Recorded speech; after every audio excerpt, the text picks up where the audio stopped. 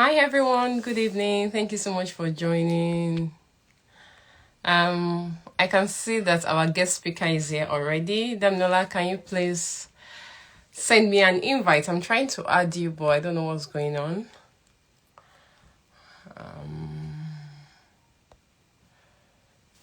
Can you see my invite, Damilola?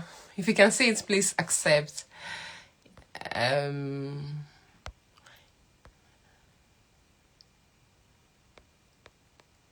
or you can either send me a request to join, but I've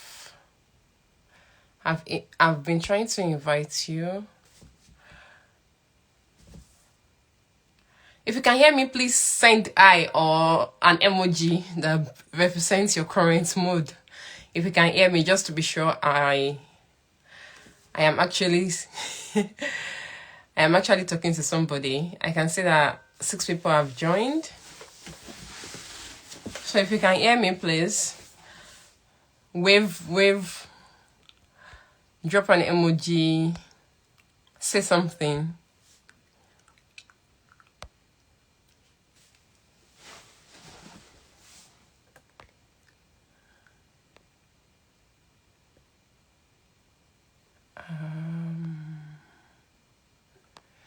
Okay, Danola, I've taken you off the moderate scene. Yeah, you can send an invite now.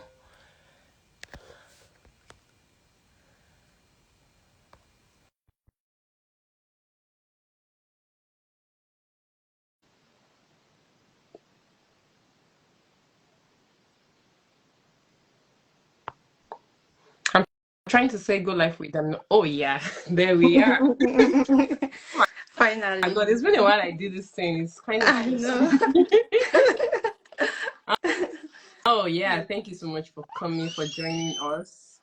Torara, I can hear you. I can I see. I can hear you. It's fine, it's all right. Hello everyone, thank you so Okay. much for joining us this evening. Welcome Ayokunomi, welcome Monisola, welcome Kumi, oh welcome Osadebamwen Sonia. I'm sorry if I pronounced that wrong. I'm so sorry. Pardon me. Welcome everyone. Thank you so much for joining us this evening. We're gonna make it really quick because we've both got babies. So before the babies become very impatient with us, we just get started. So thank you so much for joining us, Damilola. You're For welcome. those who are joining my live for the first time on Instagram, my name is Abimbola, and I currently work as a registered nurse in the United Kingdom. I currently work in med surg department at the moment, but I'm also in the middle of transition to become a telemedicine nurse, which is a gist for later. You guys are going to hear the gist later, but for now, the focus is on Damilola. Damilola is a registered nurse who studied in Nigeria, came to UK to practice as a registered nurse. She's been in the UK for about 2 years and she's been working since she arrived. She started that as a let me allow her to do this introduction so that I don't give you people the wrong information. So Danola, please tell us about yourself. Yeah, like Give us my the name is full CV. Don't try to be humble. yeah, my name is Damilola. I mean, I've had quite a funny journey in the space of 2 years, so I understand. When I was in Nigeria while planning to move to the United Kingdom, I got a job as a registered nurse. And even though I was a general nurse, it was in mental health. So I worked with SS Partnership University NHS Trust for about, I think it was for about 1 year because I also went on maternity leave during that period. And then when I was going on maternity leave, I was like, let me try another thing, a very different thing. So I got a 6-month fellowship program to work at Cleveland Clinic in London, which is a private hospital. So I was there for 6 months on this ICU fellowship program, which was really like life changing. And then when it was ending, I decided that, okay, I want to come back to mental health. So I got a job with East London NHS Foundation Trust as the clinical practice lead. So that's where I currently am. thinking of what to do next. Honestly, I love the fact that you're not so restrictive with yourself, because one thing Mm, I've learned and I've noticed since I came to the UK is a lot of people come in here and they start out as band five nurses because you didn't tell us that you moved ladder. You yeah. were just saying you changed trust. She actually moved from being a band five nurse to being a band six mental health Bansis, specialist yes. nurse. Mm, So I've seen it like firsthand that a lot of people come into the UK, they work as a band five nurse, mm, and for years they are stuck on that band five position, not knowing what mm, to do because they don't have the information, they don't know how to go about it. Something that you need extra certificate, something that you need extra degree. mm. But I know that you've not done any extra Yeah, degree. to be I know honest. because we went to the same university, and I know that you didn't do any special Yeah. mental health course. And becoming a Mm, mental health, nurse practitioner mm, from being an adult nurse is something that I really, really admire, and I respect you for. A lot of people give excuses. You were on maternity mm. leave, you decide to Yeah, go still to hustling. ICU fellowship. From ICU fellowship, you Mm, decide that 6 months you were mm, done. You are going to become a band six nurse. mm, And contrary to a lot of opinions where people will tell you you should have done like 1 year or 18 months as a mental health nurse before applying for a band six role, you didn't even have to mm. do all of Do that all and you that. were able to Mm, apply. mm, So that's the reason I said, okay, come and share in your wealth of knowledge mm, with us, because a lot of people might find themselves, stuck in that position. They really want to, mm. but they don't know how to. So you've done this firsthand. I want you to show us out. So I'm going to be asking few questions following from your background, and let's start with your first exposure to mental health nurses nursing. You mentioned that you worked in APUT, which is Access Partnership Yes, University yes. Trust, and you worked as a mental health nurse. Even though you Yeah. came in from Nigeria as an adult nurse, Adult nurse. you did Mm, adult RN or ski exam in UK, but mm, then you work as in a mental health, trust. How mm. was that for you? Yeah, I think for me it was honestly quite something because while we were coming, my trust actually recruited a lot of us. Maybe I think we were up to 100 or thereabout. So we had these groups, and then we were really like confused that is it a mental health trust? Are we going to be working in mental health, or are we going to be working in an acute hospital? So it was just quite like a lot for us then. But then by the time I got to the UK, we focused. My trust was really generous in that we did not even like work as a band three or band four before we did our OSCE, and then so we did not really like quite get into working in mental health at first. So we were just doing our OSCE training, and then we focused on that. We passed our OSCE, and then now it was time for us to actually begin working as a registered nurse. So I think that was really helpful in a way because we were able to first focus on our OSCE before we were just like dumped into the mental health hospital. For me, I would say I was a little bit lucky because I was posted to a dementia ward. And the thing with other adults is that even though it's mental health, there's still like a lot of knowledge that you have to bring from working in a acute care trust to dementia. Like some of my colleagues who had to actually work in mental health, like working PICU and all that. Even though it was a dementia ward, we still had to do a lot of mental health legislation and the like. So at first it was really confusing because trust me, mental health in Nigeria compared to United It's Kingdom is different. very it's very different. So like there are a lot of things that you need to learn apart from taking care of your patients. You have to learn a lot regarding the legislation, the policies. In Nigeria, we just do anyhow, bring people anyhow, and all that. But in the United Kingdom, it's not like that. You need to All learn about the sections. safeguarding, You need safeguarding the, thing. you need to learn about sections, the different sections and the like. You need to know what legislation your patient is on, and also because we worked in dementia, we had to give covert medicine. That's giving medication, but then the patient is not aware that you are giving them medication. And for you to do that, there's like a different form that has to be filled. So you have to make sure that that is also like being filled, and that is actually there so that you don't lose your pin and all that. So there were like just a lot of things that I had to learn, and I would say that it was not easy at first, but the major thing that really helped was the training that we were given. So we were really like trained a lot because they understood that we were adults RN and we are working in mental health hospitals. So they arranged a lot of trainings that you could, make use of, and then with time and experience and everything, we got there. So how long did you spend in Iput before you left So for with maternity leave? IPUS, I worked on the ward actively for 6 months before I Six went on. months. Yeah, for just 6 months before I went on maternity leave, and then I did not go back to IPUT. I just wait for the ICU fellowship. Okay. So let me quickly ask a question for somebody who might be in that situation. I don't know who is watching, but somebody might just be in Mm, that situation. You know, you are just coming to mm. UK, then you got pregnant, and you have to leave your job after 6 months to go on maternity leave, and you never returned after your maternity leave. How did you manage that? Because a lot of people say when you leave, you can't resign from NHS trust from maternity Mm. leave. You need to like go back and do like 3 months before you resigning.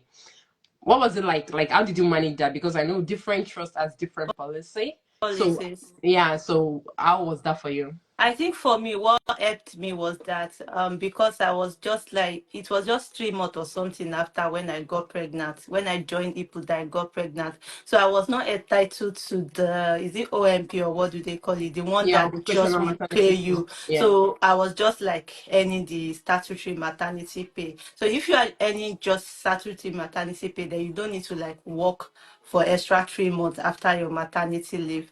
So that really helped me. I did not have to like go back to input to work. But if I was any the OMP with the SMP, then I would have actually gone back to work for extra 3 months before now making this switch. Okay, thank you. Then from your maternity leave, you went straight into ICU I fellowship see with you. Cleveland Clinic. Mm. What was that experience for you? Because I want us to be like very methodical with the whole, Yeah. process. so so while I was on maternity leave, I was really restless, because I just came to the United Kingdom and then I had to go on maternity leave. I really felt like I was unserious with life. Even though, I'm married and everything, and it's my first baby anyway. But then I really just, I don't know, there was just this feeling that, oh, look at you wasting your life. I don't know.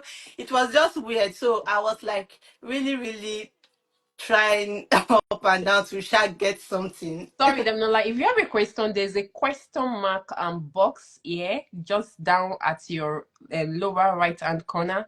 Please drop your questions there and we will tackle that, please. Thank you. Please Yeah, go ahead. so I was really desperate to get something. And I was trying as much as possible to apply to different hospitals. I have this habit of I'm always on track jobs. I'm always on Indeed.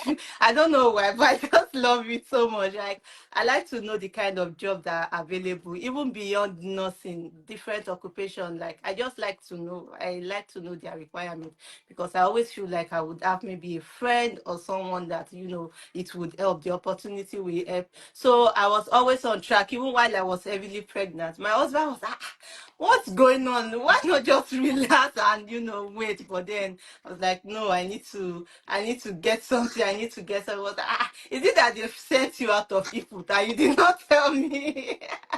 Because I was just really like, looking for something to do. And so I came across the ICU fellowship program. To be honest, I did not know that I was going to like be taken into the program because of course they wanted someone who already had acute care hospital experience here in the United Kingdom.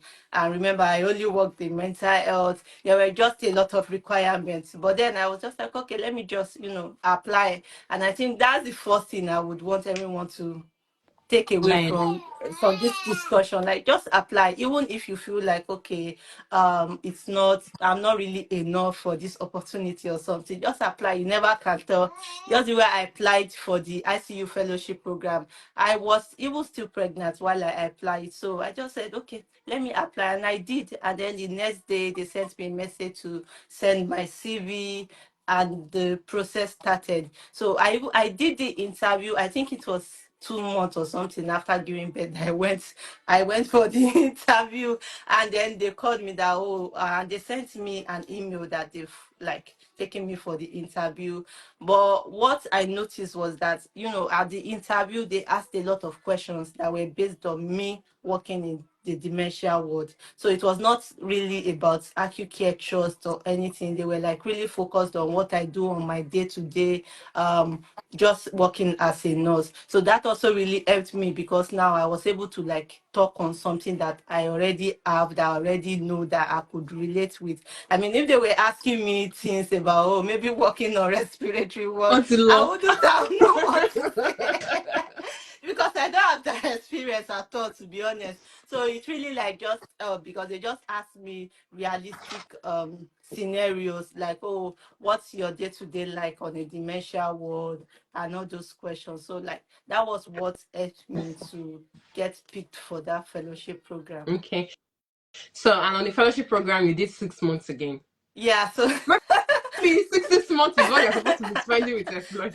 so yeah, so for the fellowship program, actually my plan was not to do just 6 months. The 6 months was for the program, and then the agreement was that after that 6 months, you will start working with them as a registered nurse. But then a lot of things happened. The program was like a really life changer for me, but then along the way there were a lot of weird things going on. So I was just like, okay, it's like I will bounce from here when I'm done with this program. So I started looking on track again for opportunities, and that was how I was able to see this current band six job I have. So did you have to pay Cleveland Clinic for leaving them? Okay, no, I did not have to pay, because what they later said was that after the program we would have to like apply again for a staff nurse position, and then you get interviewed, and then they will offer it to you. So because it was a different contract anyway, I Okay. did not have I was just very lucky. Respectable. Yeah, Yeah, that's so good. it was really quite easy for me to make that switch. Okay. So now let's move on to the main reason why we are here, which is you Mm. getting the band six mental health specialist nurse role.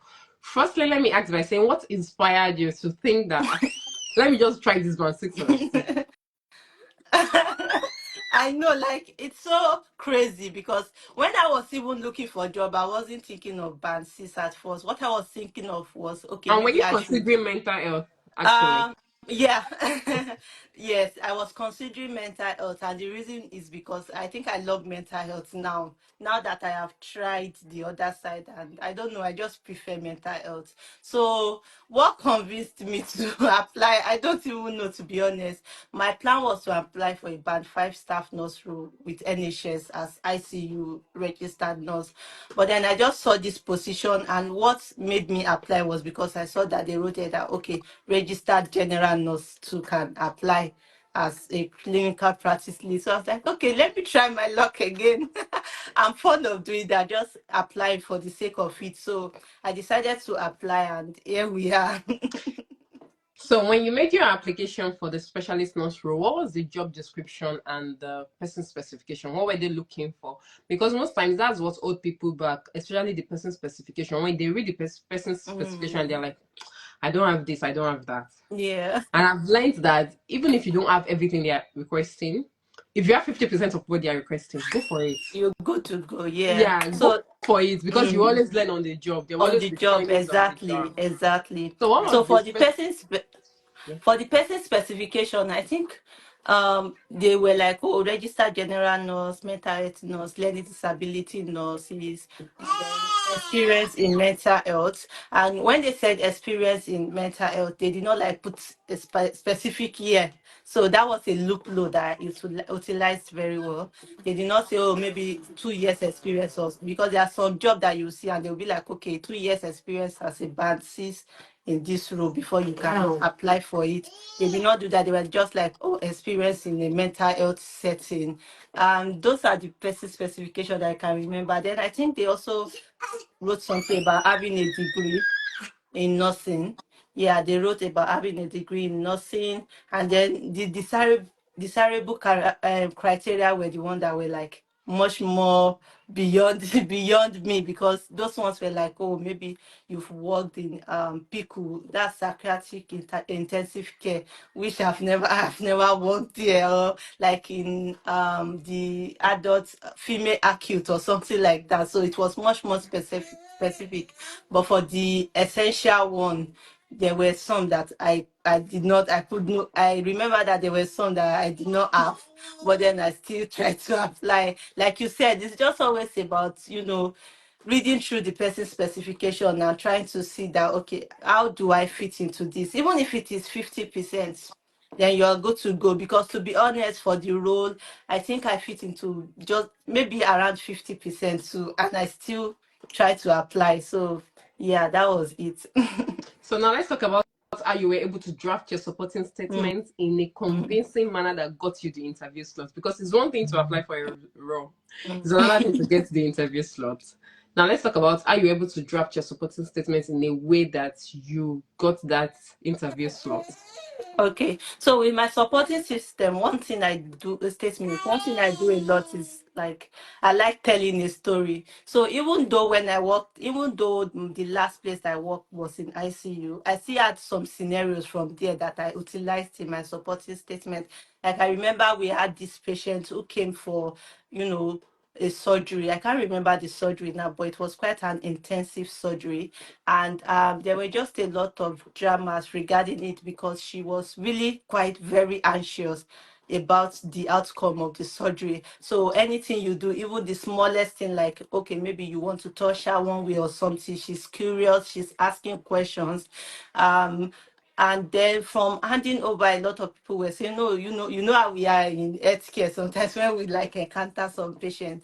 So because she was a quite a very anxious person, and then everybody was like, oh, Dami, you've worked in mental health before, so you should be able to relate to this kind of patient. And then when I actually went to her, it was really, she told me that was the best nurse that I've ever attended to her. So this kind of scenarios are what I put in my supporting statement, because even though I was not in a mental health setting, what happened was still mental health. She was very anxious, and anxiety is a mental illness, to be honest. So I was able to utilize these scenarios, even from working in ICU, in my supporting statement, scenarios from when I worked in the dementia setting, to my supporting statement. So it's just all about telling a story. If they ask you, oh, we want someone who is like very empathetic, then you don't just say, oh, I'm a very empathetic nurse. I mean, anyone can say that. You have to like paint a story, talk about when you had a patient and then you went or are out of your way to care for that patient. Now this story tells the person reading it that, oh yeah, she's truly empathetic. But if you just send their work back to them, say, oh, we want someone that is caring, I'm a caring nurse, I mean, it doesn't work that way. So what I do mostly when I write my supporting statement is to just tell a story. Of course, you can't tell a story for all the person specification, because it's always very long. You just have to like find stories that takes maybe like 10 attributes at once: knowledgeable, caring, empathetic, and all of those values in one. It can be in just one story that you tell on a paragraph. So that's how I was able to draft my supporting statement in a way that was convincing enough to get an interview. Great, thank you for that. And now let's talk about your interview. So you submitted, you got interview invites, and Mm, how did they go for your interview? Because yeah. So I know for that there's a little drama around that. so for my interview, when I got there, I actually met another person who also came for the same interview, and then she started talking to me. Oh, are you here for the I ate interview? I that said, thing. I Oh my god. know. I said yes. Sorry, 1 minute.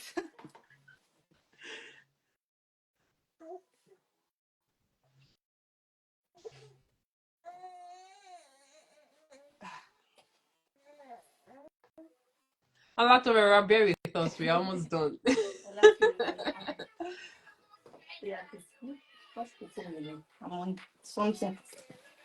Sorry for the break in That's transmission. all right. It's fine. Okay, so for the so I met her and then she was just asking me a lot of questions, and then she told me, oh, she works here as a band file. Like, I beg, just free me, please. so so she just kept asking me, oh, have you worked in a acute mental health setting before? Have you done this? Have you done that? I was just quiet, like, I've not. To God, I beg. But then when I when I got into the interview room, they started asking me a lot of questions, and because it was a band six role, to be honest, a lot of the questions were geared towards management leadership. They asked what is expected of me as a band six, and when they asked that, because I already watched videos and everything, I was able to answer. But then I missed out on something that is actually very important. And I realized that when I started working, I realized that, oh, this is even the first thing that I should have said. In my trust, they have this system whereby as a band six, you have to take on a duty DSN role. That's just duty senior nurse role. So I think you get one shift per week. And for that shift, you are in charge of management, bed management for the whole hospital. You are in charge of admissions, discharges. Then if you also hold the blip in case of emergency. They call on you and then you go to whatever ward. So it doesn't matter, even if you are working in other adults ward and you are on that shift, if there's a problem in psychiatric intensive care units, they will still like ping you, and then you have to be there. You be the one to make all the decisions and everything. So that's like a very important role. But I did not even know this. I didn't know that this role exists at all for band C. So I did not even talk about that. So a lot of the answers I gave, to be honest, were just generic things I've seen on YouTube or that I've watched from, other people's interview on YouTube. So they asked me that question, that what is expected of you as a band sis? And then when I finished talking, the man was just like, are you sure you'll be able to do this role? Because there are still a lot more. I was like, oh, I don't know what to say again. That there are still a lot more. You have to deal with seclusion, this mental, there's a lot in mental health like that. I was like, okay. So then they moved on. They asked me about clinical governance. And then I was able to talk about that because that's English anyway. Just be Yeah. able to speak, just be able to speak English. So they asked me like 6 questions, and I was able to answer them. But most of the questions that were surrounding actually working in a mental health trust, I wasn't really able to answer to my own So give us satisfaction. give us like example of those questions. Yeah, so like I said, they asked me what's expected of band Cs, and then also they asked me that if a patient is very agitated, destroying properties, eating stuff, and all that, what would I do? So most of the answers that I gave were still like, oh, I will try to manage the patient on the ward. But in a mental health setting and in my trust, what they do is if it gets to that extent where a patient is breaking things, eating stuff and all that, then you have to seclude the patient. They have this like seclusion room where you take the patient to, and then you have to monitor them and all that till they become less agitated. So these are some of the questions that they asked that I wasn't really able to relate to because I've not really worked in the trust, and then I've not also really worked in the acute care mental health setting. I've only worked on dementia ward, which is not really like mental health. But then the interview was good because at least 4 out of the questions I was able to speak English Answer. and know. But then it was only the one that were like scenario related that I couldn't really relate much to. Oh, okay. All right. So, and after you did the interview, what was the feedback? And Yeah. So it was really like a very funny thing because after I did the interview, they were like, oh, we'll get back to you tomorrow. And I said, okay. But then on my way home, I was already thinking, I don't think I will get this job, especially because 3 people interviewed me, and there was this particular man that was like on my case. As I was talking, be like, slow down. I'm old. I can't really follow. You are talking too fast. I was like, what's all this? And then he was also the one that said, oh, are you sure you'll be able to actually do this role? Because there's a lot more involved. So I was already feeling like I would not, I will not get the job and all that. So when I got home, about 3 hours later, the man called me. And then even from when he was talking, I knew, oh no, I did not get this job. So, so he also, oh, you did very well, the usual Mm. thing. And when they start with you did very well. It's bad news after, oh, you did very well, but then it's just like, I feel like you don't have the experience. To be honest, I didn't even let you finish. I just cut the call. I just called the cow that oh whatever. Especially because I was already angry at how he was just like drilling me and all that. So I was like, oh whatever. And then can you hear me though? Because I Yes, feel yes, like yes. Yes, we okay. can. So Yes, I we was can like, hear you. oh, whatever. And then I just went to sleep. About it wasn't even more than 10 minutes later. My phone rang again. It was the same number. I was like, what does this man want from me? And then he was like, oh, Danny, will you still be interested in the role? Like I was so shocked. I was like, I've never seen this one before. Like, we used to be interested in the role that, oh, the other two ladies on the panel really want me to join the What trust because was your panel? What was the interview panel like? so Like main they were like representation. two ladies and this man. So I later realized that this man is a matron in my Oh, trust, and then okay. the other ladies were ward managers. Oh. So Were they British like or black? Um, no, because my trust has like black. They have a lot of black nurses. So two of them were black. One is not even white British. I think she's Asian or Oh, okay. something. Yeah. Okay. So that the two ladies want me to join, and then he also knows that I actually sound like someone that can adapt, so he hopes it's suitable for me. If I'm still interested, they will give me the role. I was like, I said, oh, okay, I'm interested. Why won't I be interested? Like, I'm interested though. And then she was like, oh, okay, that they will send email. So that happened on the Tuesday. I had the interview on the Tuesday. Wednesday came, no email. Thursday came, no email. So I was not telling my husband that, was I dreaming? And I already wrote it on my status. I already wrote it on my status that they were giving me job. Because I was not even trying to call the number again. No one was picking up. Ah, So the anxiety was on another level. I just became very paranoid that, oh my god, maybe I was dreaming that they called me again and no one called me because Friday came again. There was no email, no nothing, no one said anything, no one sent me any message. I was really feeling down, especially because I already wrote it on my status and people were telling me congratulations. I was already thinking people will see me scrub again and be like, so that means like so like Oh God. I was like, what is going on? But then on Monday, finally, I got the well anticipated email, my offer letter and everything. I was like, oh my god, thank God. Like Ojo see me. And that was how I got the road to the glory of God. Okay, yeah. So congratulations again and again. Thank Now let's you. move on to your role. You started your role now. You've been settling well into it. Let's talk about Mm, your new role. What has it been like? What's your day-to-day activity like? mm. What are the challenges you have faced? What are the things that seems familiar? What are the strange things that you have encountered? And just share with us what it is like to be a mental health specialist nurse. Just to give people an idea. Some people might even be, some people might be qualified for this and they don't know because they don't know what is expected or what the Expected. yeah or what the job Mm. entails. So just share what your day-to-day activity is like with us.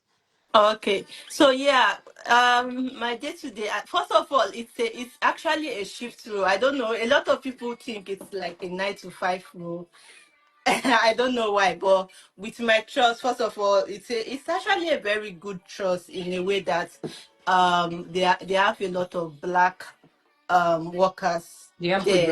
And I representation. think this is the first thing that really made me feel at home, because coming from, I don't really want to like say much about where I was coming from. Not Iput, like the other private hospital that I went to work. I mean, I was not really like comfortable with a lot of things that was going on there. It was like I was the only black person, including There's nurses. something about I when you don't don't have like, good no, I just did not. representation around your Yeah, workplace. There's always no, something no, no. about I it. just I've did been not. through it. I It's a just, terrible yeah, thing. it is. I just did not like enjoy that setting at all, because I felt like there were a lot of pressure on me to, be perfect. I mean, it's not like they were directly pressuring me, but when you are the only, you don't want to let your race and Like you everything don't want to down. put yourself in that situation where you feel like you are not capable enough You know, for the role, and not to, everybody's looking at you like mm, you can't even do shit. There's already that exactly. image about people of color that they are not Yeah, they advanced, don't know they don't know the anything. job, they don't do Mm, anything. yeah, Then when you don't now meet up to standard, they be like they don't do we anything, they don't said know it. anything. I don't. Yeah, we said it. Yeah, so like there were a lot of that coming from there, and I don't know. I did not even really know how much it affected me until I started this my new role, because I was always trying to be perfect, and because I had not really worked in an acute care hospital before getting the ICU job, it really like caused a lot of delays with me picking up some skill that some things that I even know I've even forgotten, because all that was on my head of mental health. So coming from that place where I was just trying so much to be the perfect black and not let myself down, to this setting that okay, we have a lot of blacks in my trust. Even my matron is Nigerian, and she's like a very young lady. She's band 8A already. This kind of thing, it just really like made me first feel like I'm at home.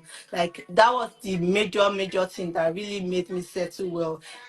There's always also this there's also always this thinking that where there are too many blacks or too many Yeah, Africans there's a lot of and drama. all that. But for me, having witnessed the other side, I think I would prefer if we are too many.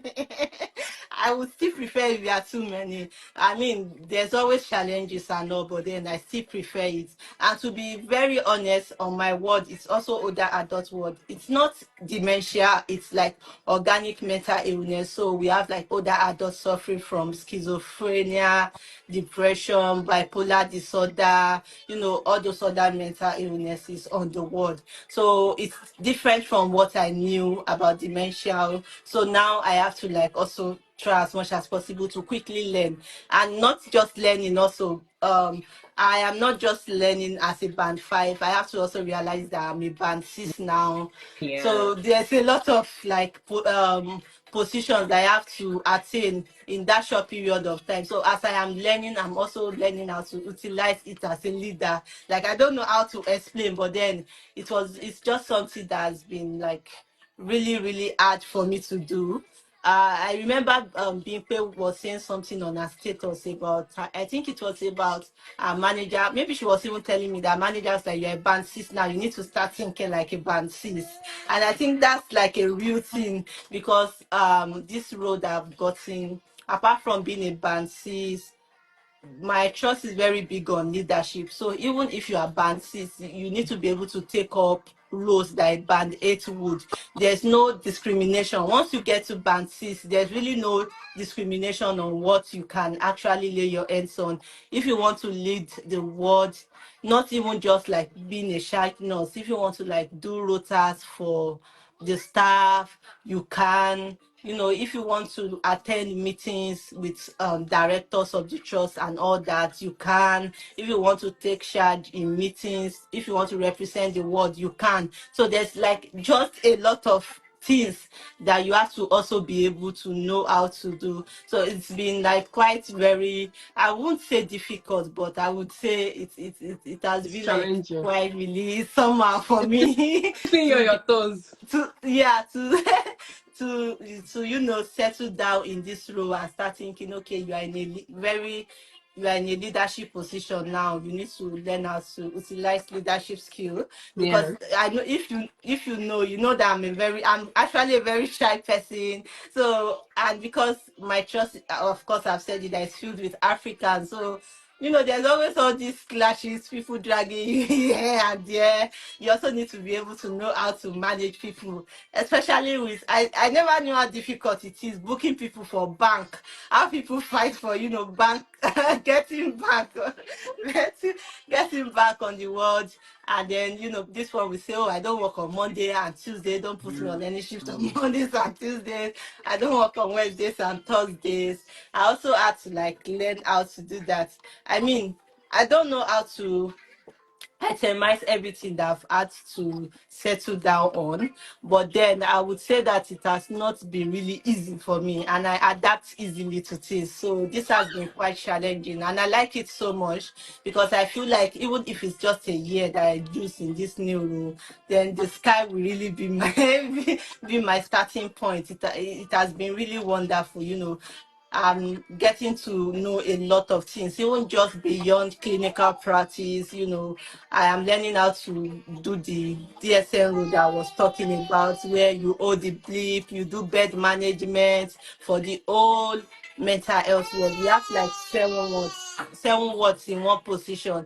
And when you are on that shift, you need to like know how to manage bed management for the whole 7. So even though I work on leading all ward, which is older adults, I still need to like know what is going on in Roman ward, which is female acute, in Milabor, which is male psychiatric intensive care unit. So It's it's demanding.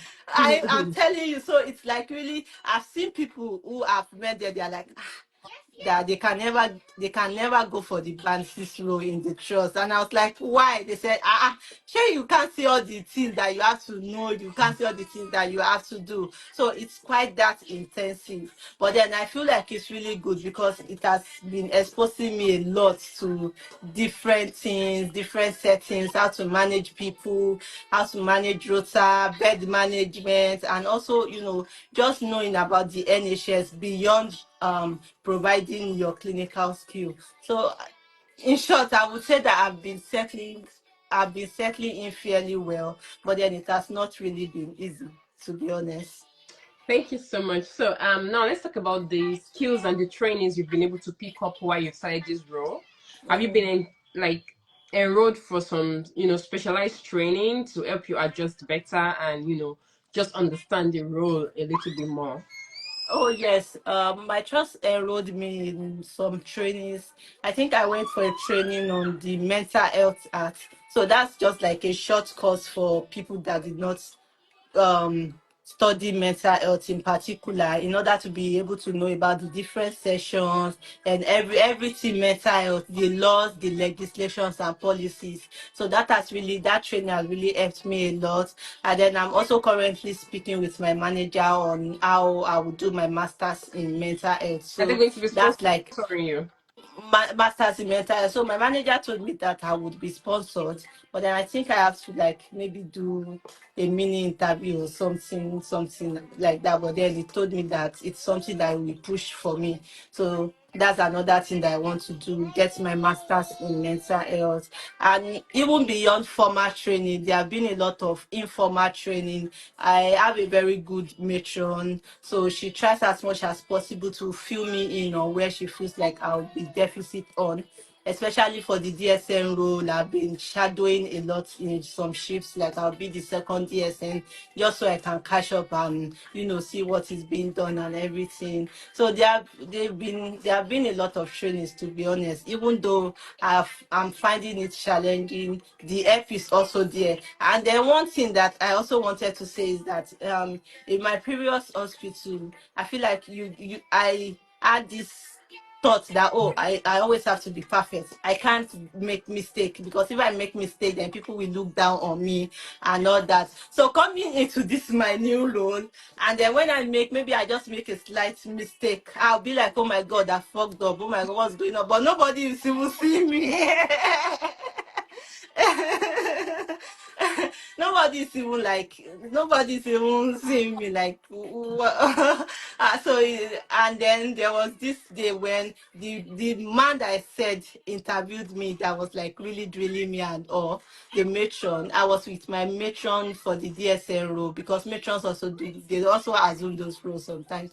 And then we went to the man's office. So the man was asking my matron, oh, she been fearing. And then she was like, oh my, she has been really good. She's really good. Having If you see her a good rise. manager is I everything. know, like It's she was just everything. hyping me out, like, I thank God though.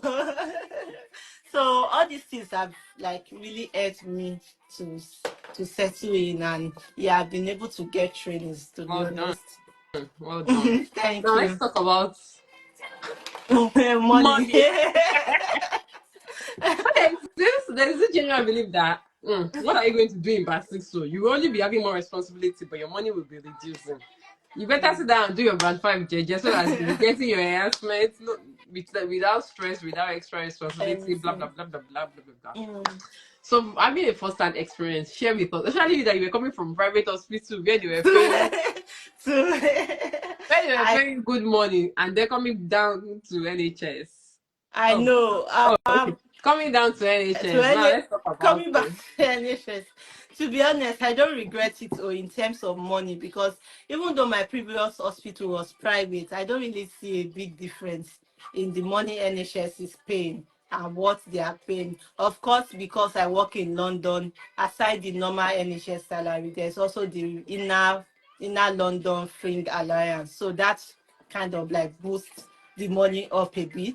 But then even with that too, you have to be very careful, because London housing is very, very expensive. Getting a house to rent. So if you go and rent 1,800 house or So something, then everything exactly, then everything is gone. So I would say that in terms of money, what has been helping me, even though I started in August, to be honest, I've been doing a lot of bank duties because that is actually has been the most helpful thing in terms of finance for me.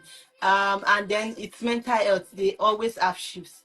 The thing that's Mhm. you can never not find shifts in mental health. And because my hospital has like a lot of mental health wards in one place, so we have like 7 wards in one particular setting, and you can pick shifts anywhere you like. So that has been really, really, that's really the major thing that has helped me a lot, to be honest. Being able to pick shifts on other wards, and then I go there, it's not really like very different setting and all. So that is like, that has been really helpful. So in terms of money, I would say it's okay. It's not bad. I mean, we can do better, but it's And okay. for your bank shift, do you get paid as a band six So nurse? So yeah, for my back shifts, they want to stop that now. Because I've been Before, hearing that they don't want yeah, to, they they want just to want to have a unified rate for everybody. rate. They They don't want want to pay to people based on their bands no no, more. they want to like pay as band five. It actually makes sense, because when you work a bank duty in my trust, the only thing you do is medication. Even once you get there like this, they give you the medication key, because you don't really know the patient on the ward. And with mental health, you have to like be very, very, very careful. So they just give you the medication, and then you do the medication. The other things is just like shipping in and all, but the major thing you do is the medication. So in that sense, you are not really working as a band six. I mean, a band five can also do medication. So that's why they want to start paying everyone as band five. But I saw another like a little side gig elsewhere beyond the word. Um, when I joined the trust, they introduced me to this app Loop. I don't know if it is the app that your trust Yeah, we use. use So loop. there are always like bank duties there, but then you can't actually book the bank duties from there.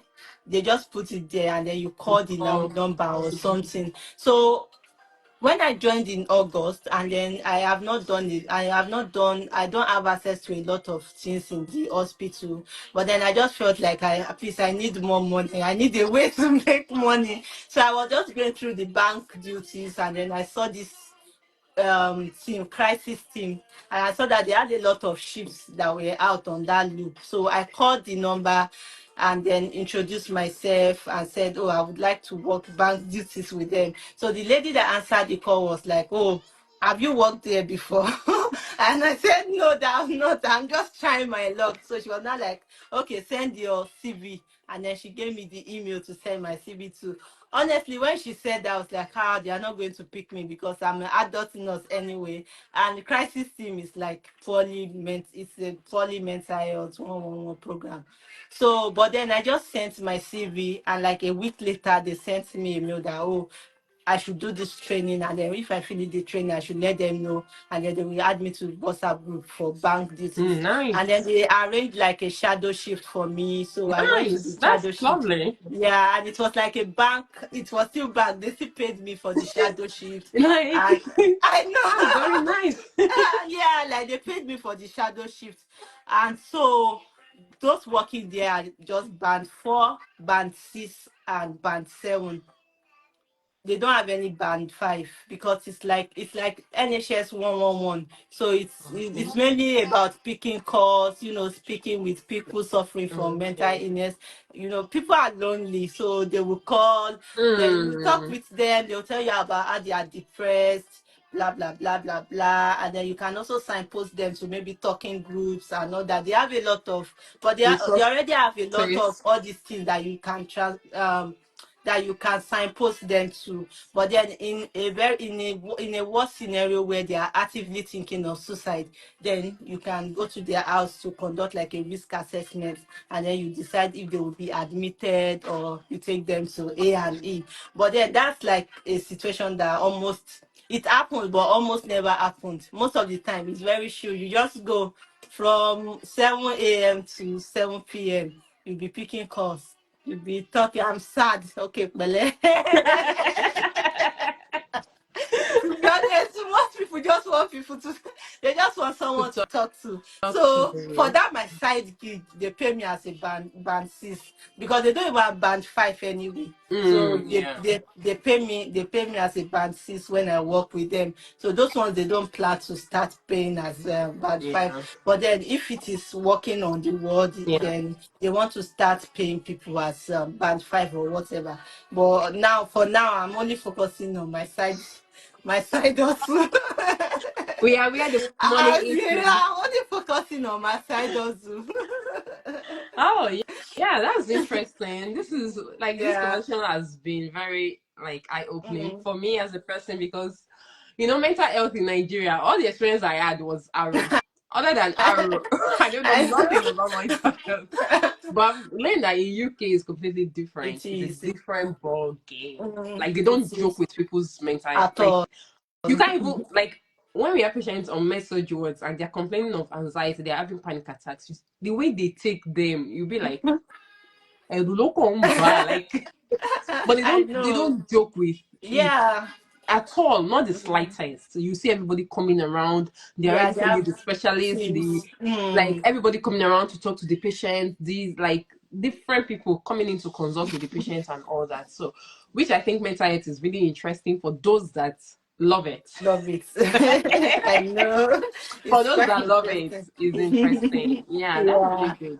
So now let's finalize by me just, asking you this very random question, and it's about, as a mental health nurse, Mm. what are the opportunities that are available for people watching, for people who are at home and they're tired of carrying commode.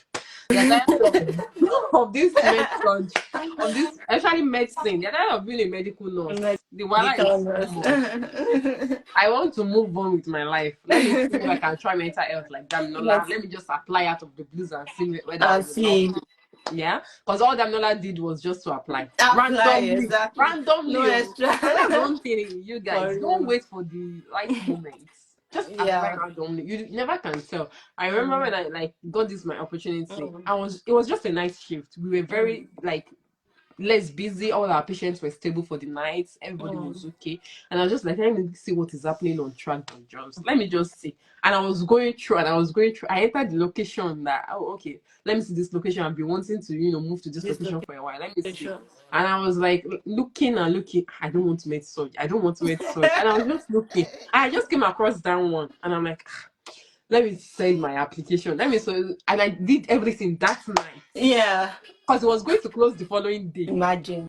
So I did everything that night and I got the interview invite and I'm like, wow. So Wow. you never can tell which one is going to come true for you Mm-hmm. as a person. So when you see the Mm. opportunity, even when you are doubting yourself, apply. If you need help with supporting statements, like call Mm. people, ask people questions. Ask I questions. asked a lot of people questions about supporting statements. I asked Ife, I asked Bim, like I asked a lot of Mm-hmm. people.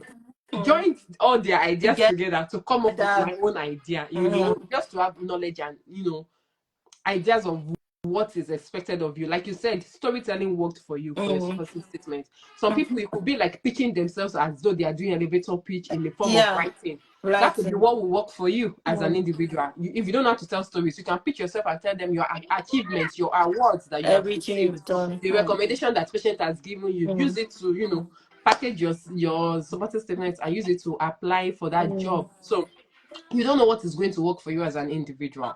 So back to my question, what are the opportunities that are available for you as a mental health nurse? Because I know that mental health is quite wide. There's a lot of Mm. specialties within mental Maybe health mental itself. health. Yeah. Yes, yes. So Mm. for somebody who is thinking, okay, I want to do mental health, but I don't want to be where all the hot patients are. You know the hot patients. Those ones that they will keep you on your toe. You cannot even blink. You can't breathe, I You know. can't breathe. I don't want to do that, but I want something around. Share with us. Okay, so there are actually a lot of opportunities in mental health. We have this nurse that's the what's it called, physical health lead. So she works 9 to 5, and it's a band 7 role. All you do is just attend to patients that have a physical health issue. Maybe like they admitted a patient that is hypertensive, so she just goes there. She doesn't even give medication or anything. She talk with the patient. She talks to the nurse about what you already know, and that's that's just the summary of her role. So she's the physical athlete. Her job is to make sure that even though it's a mental health setting, people's physical health are not being neglected. So what she majorly does is, go to the ward, speak with the nurses, make sure that they are filling the news charts correctly.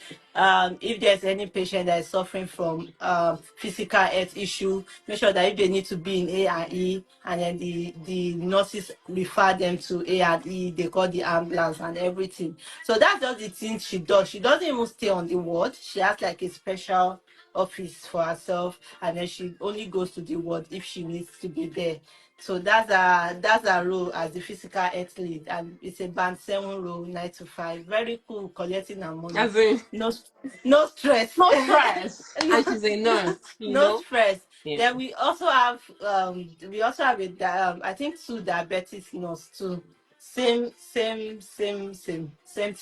If there's any diabetic patients, they talk to the nurses about using giving insulin, the unit, talk with the patients, give them normal health education, just educate. That's what they do.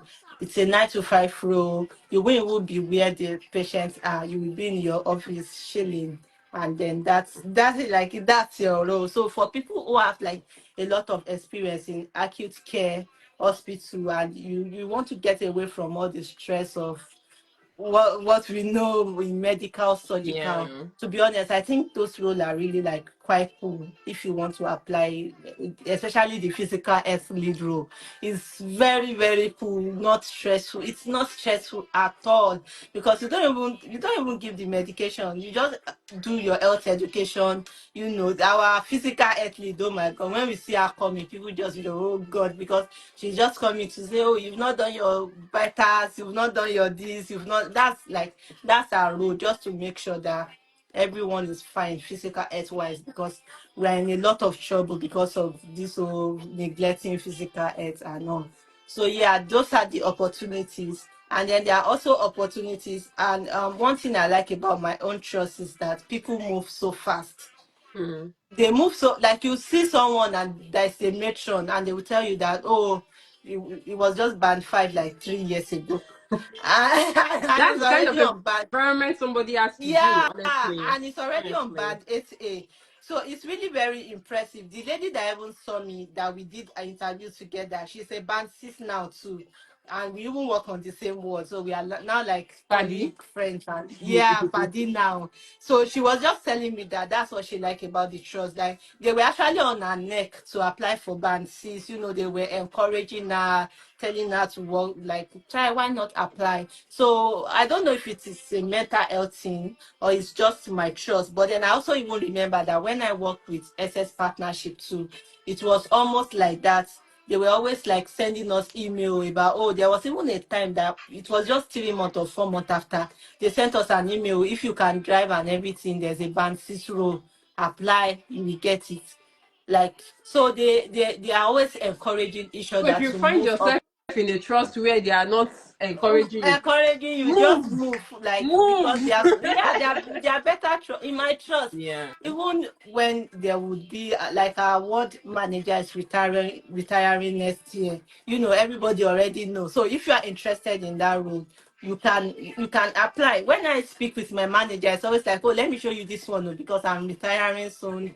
Let me show you how to do this. Let me show you how to do that. So there's no keeping things in secret or saying, oh no, because you are this thing, just stay on the ward, just like be doing be doing clinical duties from morning till night. No, they Mm. like expose you to a lot of things. You get involved in a lot of things. You do a lot of meetings. You see how they make decisions that affect you, that And that is affect where you other. want to be as a Yeah, and person of that's where you color. want to be. Yeah. Because even if you are not going to be applying in the trust, it's something that you can even apply, like, even if it's not just mental health, you can take elsewhere. Like now, I'm not even 2 months in already. I'm only about 1 month in, and I already know, okay, I can create rota for the whole nurses on the department. I already know about bed management. I already know, like, okay, if there's bed available, how to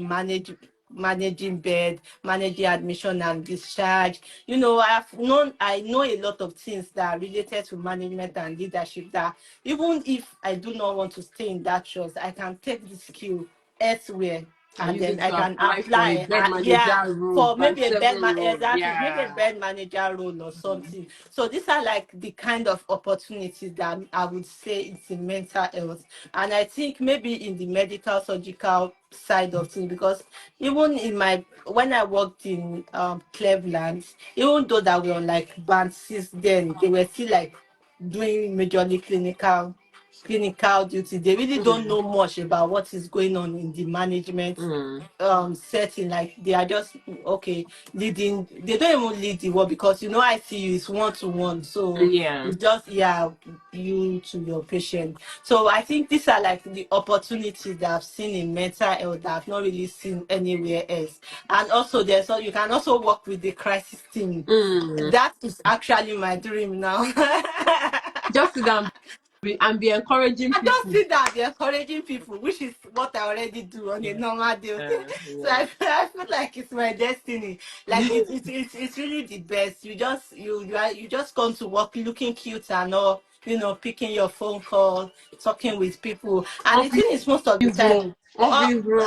to be honest, it's so true. And you get your money, and it's not even 9 to 5. It's like 12 hours shift. So you are still doing shift like people And you in still get or good in money. hospital, but then it's like well relaxed. Even the environment is really nice, and everything. So we have also those crisis team. You can work with the crisis team where you pick calls, and even with picking calls, it's not really stressful in the sense that you always like try as much as possible to make sure there are enough staff. So the process is that the band force are the one that majorly pick. They are the one that majorly pick the calls, and then any call that they can't deal with the problem, like the problem is too much for them, then they take it to the band six. So you just come in and use your own expertise to talk with them.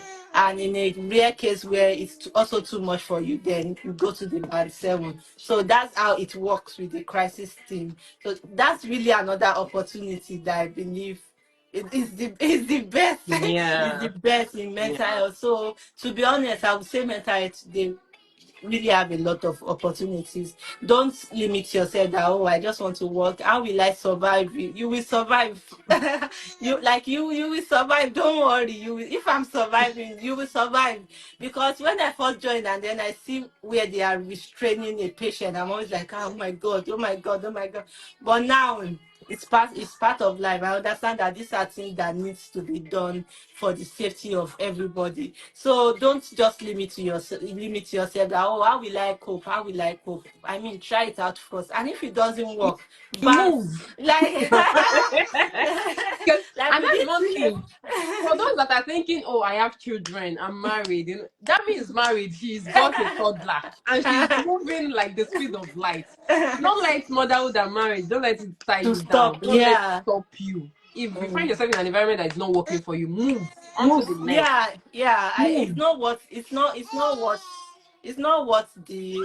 what um I think one thing that I've realized is there are a lot of people that are going through a lot in their trust. I mean, a lot of bullying, Oh, Jesus a Christ. lot of discrimination. Going to work and then you are scared. You don't know what you will meet. You don't know this. Are you? Please just move. Go to another church, please. Like, there are a lot of church that you get to and then they treat you well, they treat you better. It might not be perfect, but at least it doesn't now have to be like life is ending, that you start having depression, you start thinking of suicide. No, Yeah, please. So just always have this. I mean, I'm on COS too. It's not as if I have my ILR or my exactly. citizenship already. And I've already moved through like 3 hospitals in the short of like 2 years. So you can always move. It's just about determination, and you can do it. Thank you You so can much. do And Toluwade Jumoke, you said you have a question. Can you type your question using the question mark chat that is just at the right hand corner here? If you can type your question there, that would be very, very helpful. So somebody asked, Dami, thank you so much. After your maternity leave, did you have to pay NHS back when leaving for Cleveland? I think she answered that question. Yeah, did I have to what? Did you have to pay NHS back when leaving for Cleveland? Do you know that when we were coming, there was this clause on your Okay. contract that you pay back Yeah, money? yeah, I yeah, think, yeah. yeah. That's true. I think it just depends on my contract. With inputs, they really they really like they did not have like a tight contract like that specified those things. So when people were leaving, it was really hard for them to start telling people to, you need to pay, you need to pay. So I did not pay a dime, to be honest. I didn't pay anything. But if your contract says that you have to pay, then obviously you will have to like pay. But then I heard that some trust, because when I was going to leave Cleveland to my new trust, actually, I asked and I thought that I was going to be paying. And I thought that I was going to be paying Cleveland Clinic. My new trust were saying that they can actually release the money for me Mm. to pay them. But then when I heard that I won't have to pay, I just told them not to worry anymore. So it just depends on the trust. You So can also also like ask. Don't just keep ask. quiet. Ask Yeah, because what, some people also say yeah. if you are going from NHS to NHS, you might not have to like pay because it's still the same NHS. So when just ask your new trust that you're going to, just ask, and then yeah, you know how to go about that. But I didn't If have to pay. if you can't access the question mark, then please use the comment box to ask your question. Somebody has asked, what do you look out for when choosing a trust? Is it only the CQC rating? Dami, I'll leave you to answer that. So what I look out for, I would say it's CQC rating, but it's not just about, typing out the trust and then you see CQC outstanding. Because for my trust, they are outstanding, CQC rated outstanding. But what I did was I actually read CQC reports from head to toe. Like, I read all the old documents. Now I can, if you ask me, I can tell you my trust weakness, their strength, events that have happened. So it really like it made me to like, okay, see how they were rated, to see things that have happened, to see complaints people have put towards CQC, especially in terms of leadership and management. those two, they are very, very key. Like, you don't want to go to a trust that they have like shabby leadership. It's going to like ruin everything for you. So I actually read about my trust. I also realized that there's actually one of their, I think the one in Bedford and Luton, they were having like issues with racism or something, whatever. But then I knew that the one in East London, they have a lot of blacks. So obviously racism will not really like be, I mean, there's still discrimination, but not But like not as more, much. not that evidence, because they have a lot of blacks in iPod. Baby girl, they are, let's finish this thing now. Sorry, guys. Sorry, Tora, sorry, sorry. Sorry. So I saw that I read that CQC this thing document from head to toe. So it really made me to decide that okay, this is a trust that I can work with. And also, if you are lucky enough to know people that are already working in that trust, you can just ask them. But even that one, I just feel like sometimes I don't know, because maybe there's an issue with this word, but the word you are applying to might be the best. So just, but that CQC document never fails. Read it. They are always very explicit with these issues the trust is facing, their weakness, everything. So it will really help. Okay. And somebody is asking, I really wish to move to mental health hospital, but the requirement on most job is being a mental health nurse. How do we navigate this, or should we apply regardless? I think this person joined us late because we've said that what you need to do is just to apply. Apply. Dami does Just not have a lot apply. of mental health experience, and she just applied anyways. And And she pitched herself with her, like, even working in, like she explained, working in med surg ward, you've come across anxious patients, you've come across patients who dementia are patient. depressed, you've come across patients that their past medical history has Sorry. some form of mental health in it. How you manage that patient, use it to package your Package yourself. supporting statements and use it to apply. The replay of this video is going to be on the page, so you might just watch the replay to see all the, because Dami has given the tips and tricks on what she used to package her supporting statement to get this role. So I will save the replay so that you can access it, because sorry, Dami's just I already don't complaining. confess. So we need to leave. We need to close. It's not supposed to be more than 1 hour, but we've already done over Over 1 hour now. 1 So hour. we need to go now. So I'm going to save the replay. If you also have somebody that is interested in watching and catching up on this information, you can share the replay with them. It will be on the Instagram page, it will be on my YouTube channel, The Immigrant Nurse on YouTube. And if you have any other question that is personal, Dami, are you willing to give your Yeah, LinkedIn? Should I tell them your yeah, of LinkedIn course. name? You So you can can like chat send, Dami up on chat me up. LinkedIn. Her name is Damilola Olojugba. Mm. Damilola Olojugba. You can chat her up on LinkedIn, and Or Dami even is very, very Instagram. helpful. She's so lovely. She's a very lovely person.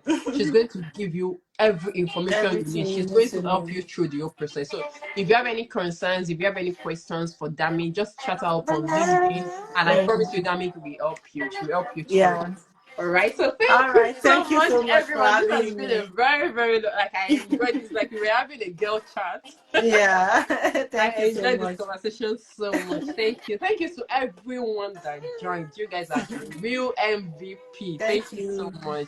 We Thank you really so much. appreciate God. Thank you for doing this with me, Dami. I'm so You're grateful. welcome. Thank All you. right. Thank Bye. you. All right, Okay, guys. I'll see you. bye.